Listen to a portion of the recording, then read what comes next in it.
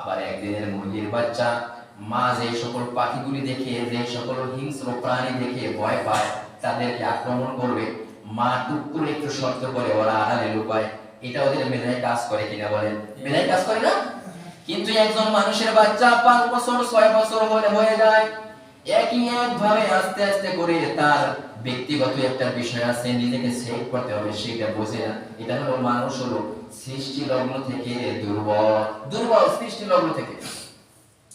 সেই সূত্রে আল্লাহ তাআলা বলেছেন, দুনিয়ার মানুষ, তোমাদের ছেলেমেয়েরা যখন দুনিয়াতে আসবে তখন তোমাদের ছেলেমেয়েদেরকে সব কিছু শিক্ষা দিতে হবে। তোমাদের ছেলেমেয়েরা কোনো কিছু জানে না, কোনো কিছু বোঝে না।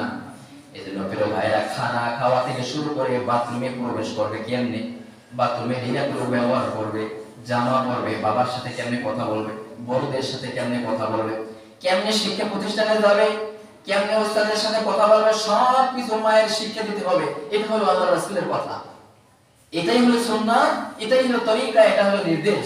যেহেতু আজকে সুন্নাহ সম্পর্কে কথা বলতেছিলাম প্রিয় ভাইরা, আমাদের ছেলেমেয়েরা, আমাদের নাতি নাতনি, মানে যে নাতিদেরকে অনেক ভালোবাসে, যে হুজুর নাতিদের কত ভালোবাসার পাত্র, জানবেন না, হয় না তো বুঝেন না। প্রিয় ভাইরা,